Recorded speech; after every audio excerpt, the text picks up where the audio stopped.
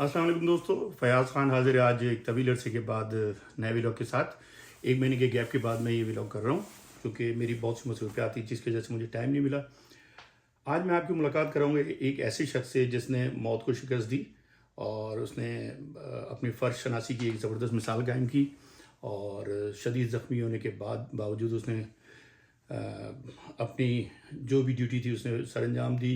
किस तरीके से उसने वाक़या होते देखा, किस तरीके से लोगों को जान देते हुए देखा, ज़ख्मी हालत, कटे-फटे लोग ज़ख्मी हालत में उसने देखे। और मैं बात कर रहा हूँ शाहिद अंजुम की, एक सीनियर सहाफ़ी हैं जिन्होंने मोहतरमा बेनज़ीर भुट्टो के काफ़िले पर जब 2007 18 अक्टूबर को शाहरा फैसल कारसाज पे 2 खुदकश हमले हुए थे, तो उस वक्त ये बिल्कुल मोहतरमा के ट्रक के साथ जो एक पुलिस मोबाइल चल रही थी उसकी छत पे बैठे हुए अपनी टीम के साथ कवरेज कर रहे थे। और वहीं से लाइव अपने चैनल को ये लाइव ये कवरेज चल रही थी इनकी, जिस दौरान ये खुदकश हमला हुआ है और उसमें ये शदीद ज़ख्मी हुए हैं। और इन्होंने पहले हमले के वक्त ये ज़ख्मी हुए जब वहाँ इनकी गाड़ी के करीब पहले एक ग्रेनेड फटा, उसके बाद खुदकश हमला हुआ, तो ये उसी में ज़ख्मी होकर मोबाइल से की छत पे थे और वहाँ से जिस तरीके से गिरे हैं और शदीद ज़ख्मी हुए हैं।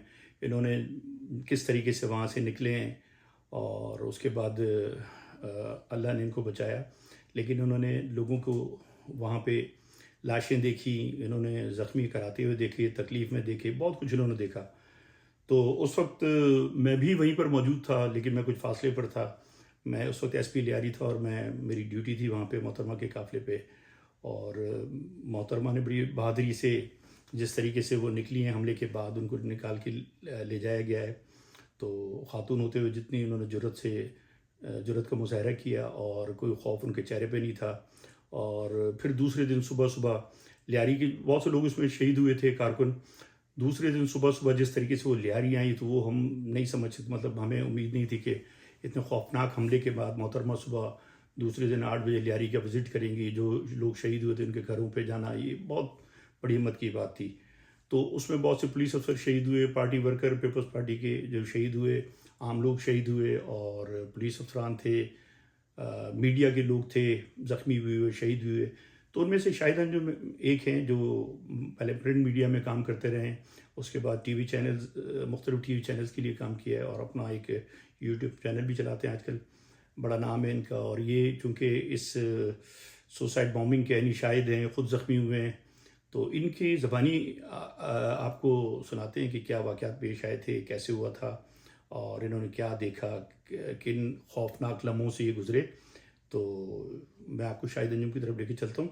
उम्मीद है आपको ये व्लॉग पसंद भी आएगा और अगर पसंद आएगा तो इसे शेयर करें, सब्सक्राइब करें चैनल को और हौसला अफजाई करें, कमेंट्स करें चैनल के ऊपर। तो इंशाल्लाह इसके बाद मैं 1 महीने के गैप के बाद ये कर रहा हूँ, लेकिन ये कि रेगुलर बेसिस पे मैं अपने व्लॉग लाता रहूँगा। तो चलते हैं शाहिद अंजुम की तरफ। फयाज भाई, मामला ऐसा था कि जब बीबी शहीद जो है वो जिला वतनी के बाद वापस आ रही थी, तो ये चूँकि पहले से मुकम्मल इंतजामात इसके थे और मीडिया को भी पहले से मुतला था और एक बहुत बड़ा ये चूँकि इवेंट होने जा रहा था, तो मैं शायद उन दिनों में मुझे याद है कि मैं बीमार था और टाइफाइड हुआ था मुझे, लेकिन ऑफिस से चूँकि ये रिक्वायरमेंट थी और फिर मुझे जाना था, चूँकि मेरा जॉब का मसला था, तो मुझे हमारे डायरेक्टर न्यूज़ साहब अब इस दुनिया में नहीं रहे, अली अख्तर रिजवी साहब, उन्होंने मुझे बुलाया और कहा कि देखें आप कोई इवेंट कवर करना है, हर हाल में जाना है। तो हम खैर चले गए, मैं और मेरे साथ आसिम भट्टी कैमरामैन था और हमारी जो टीम थी उसको लीड कर रहे थे सरफराज नकवी साहब। तो हम सुबह सुबह एयरपोर्ट पहुंच गए, चूँकि वहाँ जिस तरह का माहौल था, क्योंकि खाली कराची नहीं बल्कि इसको हम ये कह सकते हैं कि पूरे पाकिस्तान से जो था वो एक बहुत बड़ी तादाद में जो था वो लोग वहाँ पहुँचे हुए थे। ख़ास तौर पर रहनुमा जो थे वो भी वहाँ पर जो थे वो तकरीबन मेरा ख्याल है कि 10 या 11 बजे के बाद पहुँच गए थे। वहाँ हमने सारा दिन गुजारा और जब भी वहाँ पहुँची और उनके जो कुरान पाक के साए में जब जहाज़ से बाहर लाया गया और उसके बाद जो है काफ़िला वहाँ से शुरू हुआ, तो ये काफ़िला बल्कि इसको नाम देना मेरा ख्याल मुनासिब नहीं है। ये कारवां बन चुका था और इतना बड़ा कारवां था कि ऐसा लग रहा था कि जैसे हमारा जो मेन शारा फैसल है ये एक इंसानी समंदर जो था उसमें तब्दील हो चुका था। और हम फिर उनके साथ साथ जो थे वो वहाँ से चले और कई घंटे की मुसाफत के बाद जो है हम रात को तकरीबन जो है वो 12 में 2-4 मिनट कम होंगे वक्त जो था हम कारसाज पे पहुंचे। कारसाज पे पहुंचने के बाद जो है मैं बल्कि इससे आप चंद कदम पीछे रख लें तो मेरे साथ आसिम ने मुझे कहा कि शाहिद भाई आप जो है वो बहुत इस वक्त जो है वो थके हुए हैं और आपकी तबीयत भी ठीक नहीं थी, तो ऐसा हो सकता है कि हम थोड़ी देर के लिए कहीं रिलैक्स हो जाएं जाकर। तो मैंने कहा नहीं यार, अगर चले गए तो ये इतना बड़ा कारवां जो है ये चल रहा है तो ऐसा ना हो कोई बात हो जाए। और चूंकि थ्रेड तो आ रही थी हमें, उसकी जो थी वो इतला भी थी, और चूंकि हमारा बहुत सारे इदारों से रब्ता भी रहता है, तो मैंने कहा नहीं ऐसा नहीं है। तो मैंने कहा यार एक काम करते हैं, मैं मोबाइल जो ट्रक के साथ थी उसकी छत पे मैं बैठ गया और हम उसमें जो पुलिस वाले थे वो ज़्यादातर हमारे अफसरान जो थे वो दोस्त भी थे। तो आसिम जो था वो मोबाइल के अंदर बैठा, लेकिन कुछ ही देर के बाद ये बाहर निकल आया। इसने कहा नहीं मैं आप इस मोबाइल में नहीं जाऊंगा। तो मैंने इसको कहा, मैंने कहा क्या हुआ है? कहने लगा अंदर जो पुलिस एहलकार हैं उनसे कहीं इसकी तू मैं हो गई, तो ये वहां से उठ के चला गया। बहरहाल मैंने कहा चलो कोई बात नहीं, आप जहाँ रिलैक्स होते हो वहाँ चले जाओ। तो ये बैक पे कुछ जो मीडिया की गाड़ियां थी ये वहां जाके उनमें बैठ गए। अब हुआ ये कि अचानक जो है वो एक गाड़ी रॉन्ग साइड से आती है जिसके बारे में उस वक्त कहा गया, और फिर मैंने जो है वो देखा कि एक बिल्कुल जो है गाड़ी आकर रुकी और उसने पानी की बोतलें फेंकनी शुरू की। लेकिन थ्रेट तो थी, सब कुछ था, लेकिन इतना नहीं था कि यार ये अचानक इतना बड़ा कोई वाकया हो जाएगा, ये इस तरह की बात हो जाएगी। तो मैंने देखा कि अचानक जो है जो जिस पुलिस मोबाइल की मैं छत पे था उसके जो पिछला टायर है उसके बाद मुझे ऐसा लगा जैसे किसी ने शोला जलाया है। बस वो शोले का जलना था और उसके बाद एक बहुत जोरदार धमाका हुआ जिसके साथ ही हम जो थे पुलिस में जितने जो मोबाइल में जितने लोग थे हम तमाम जो थे उसमें उड़े। मोबाइल पूरी उठी और कई फुट दूर जाके मुझे याद है कि हम वहाँ पर गिरे। और जब मैं उठा हूँ तो मेरे चारों तरफ जो था वो इंसानी जिस्म के मुख्तलिफ अज़ाब बिखरे हुए थे। मैंने उसको जो है वो जो मेरे हाथ में माइक था, मेरे मोबाइल गिर गए थे, हाथ में जो माइक था उसके XLR जिसको हम तार कहते हैं वो कहीं फंसी हुई थी, तो मैं उसका आसरा लेके उठा और मेरा ये सर यहाँ से खुला हुआ था, ये ब्लड जा रहा था। यहाँ से मेरे जो पैंट में जो बेल्ट पहना हुआ था उसको एक बॉल बेयरिंग ने क्रॉस किया जो मेरे पेट में पेवस था, आज भी पेवस था, उसका मैंने ऑपरेट नहीं कराया। तो वो एक उसका बॉल बेयरिंग था वो मेरे पेट में पास था, लेकिन बहुत ज़्यादा जो था वहाँ पर कैजुअल्टीज़ देखी, लोगों को ज़ख्मी देखा। एक ऐसा लग रहा था कि क़यामत सुगरा है। एक इंसानी अज़ा की एक मंडी लग चुकी थी, हर तरफ खून फैला हुआ था, अफरा तफरी थी। चूँकि आपको लोगों को याद भी होगा, मैं नाज़रीन को बताता भी चलूँ कि यके बाद दिगरे 2 धमाके हुए थे ना, एक पहले हुआ था फिर दूसरा हुआ। तो बीबी उस वक्त ट्रक में मौजूद थी और फिर उसको हिसार में लेना और इस तरह सिक्योरिटी को सख्त करना, बहरहाल वो एक अलग इशू था। मैं जब ज़ख्मी होकर बाहर निकला तो हमारे एक कैमरा मैन है जो आजकल शायद आज टीवी में है, शहादत बलोच, उन्होंने मुझे कहा, उनसे मैंने कहा कि यार कोई एम्बुलेंस देखें, मुझे हॉस्पिटल जाना है, मेरी चूँकि जो है वो तबीयत आप देख रहे हैं, मैं बहुत ज़ख्मी हूँ। लेकिन एक टेलीविज़न के रिपोर्टर जो कि बड़े मायानाज अपने आप को कहलाते थे, उन्होंने खबर चला दी कि शाहिद अंजुम जो हैं वो इसमें शहीद हो गए हैं, जो कि उसके असरात मेरे घर वालों पे बहुत बुरे पड़े। मेरा बेटा बहुत छोटा था उस वक्त, वाइफ ने जब देखा टेलीविज़न में तो घर में ज़ाहिर एक बड़ा अजीब सा समा पैदा हो गया। मेरे बड़े भाई जो कि एक टेलीविज़न से मुंसलिक थे, उनको भी इत्तला मिली कि ऐसा हुआ है। क्योंकि मेरे मोबाइल उस धमाके में गिर गए थे कहीं और मुझे मिल नहीं रहे थे, तो रब्ता नहीं हो पा रहा था। और फिर उसके बाद जो है वहाँ कोई ऐसा और कोई ज़राए मुझे नज़र नहीं आ रहे थे कि जिनसे मैं बात करूँ, चूँकि मेरे जिस्म का बहुत सारे हिस्सों में जो थे वो ज़ख़म आ चुके थे। बहरहाल हुआ ये कि शहादत एक एम्बुलेंस लेके आए, उन्होंने कहा कि शायद भाई इसमें बैठ जाएँ। लेकिन मैंने जब एम्बुलेंस की हालत देखी कि उसमें 3 डेड बॉडी और 4 ज़ख्मी पहले से थे, तो मैंने कहा मैं इसमें नहीं जाऊँगा। मेरी हालत जो है वो कुछ ज़्यादा बेहतर नहीं है और शायद मैं इनको देख के जो है और ज़्यादा मेरी तबीयत ना ख़राब हो जाए। बहरहाल ऐन वक्त मुझे एक मोटरसाइकिल पर सवार एक शख्स मिला और उसने कहा कि अगर आप कहें तो मैं आपको हॉस्पिटल ले जाऊँ। तो मैंने कहा जी बिल्कुल।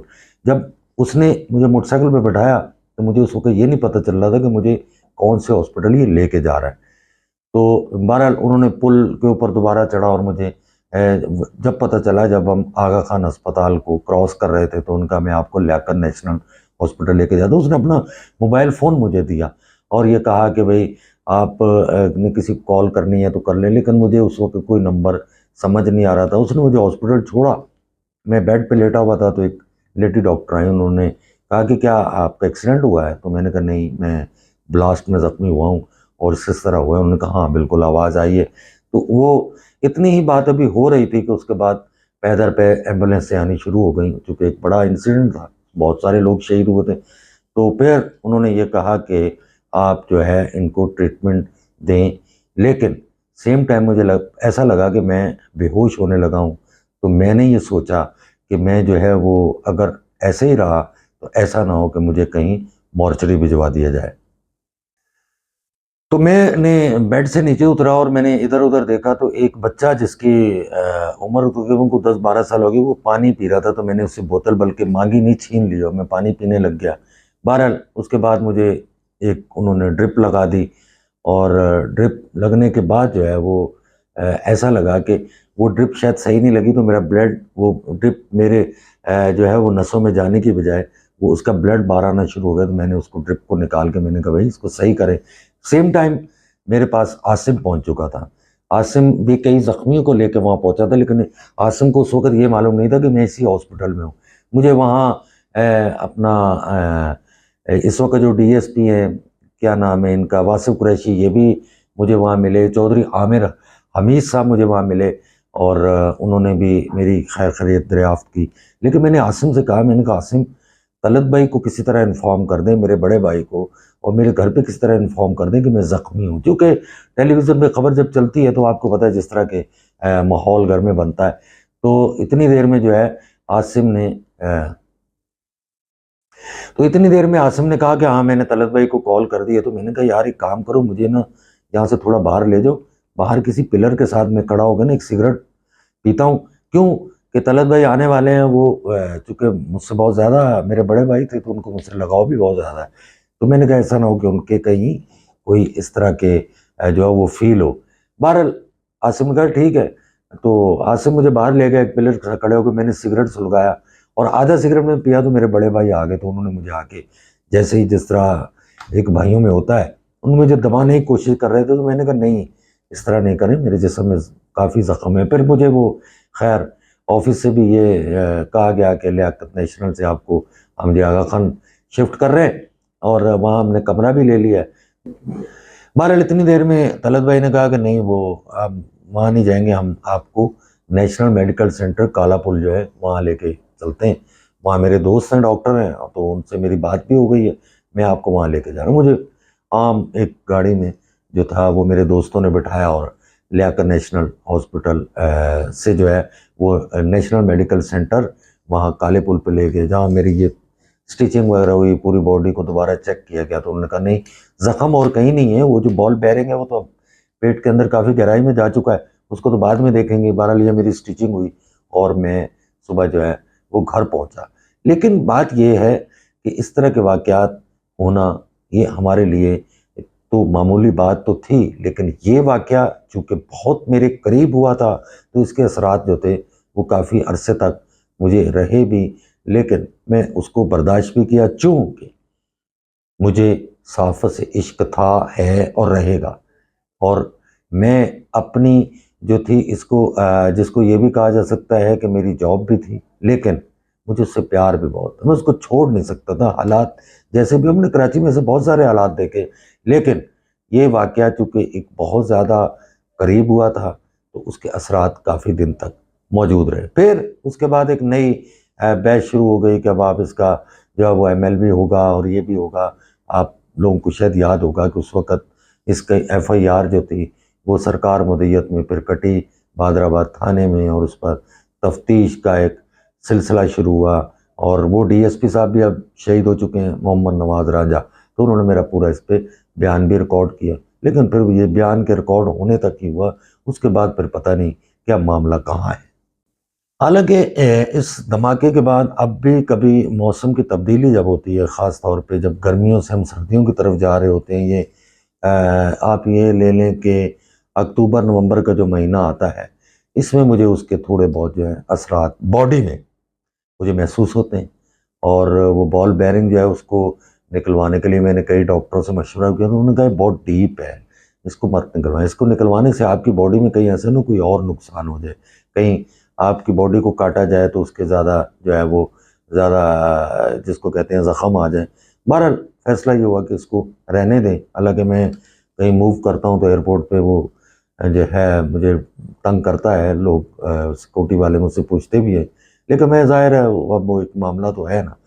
तो बात ये है कि ये इस तरह के हालात, इस तरह के वाक़यात आपको ज़िंदगी भर जो है वो ज़रूर याद आते रहते हैं, आपको कहीं ना कहीं वो बताते हैं कि ये वाक़या हुआ है।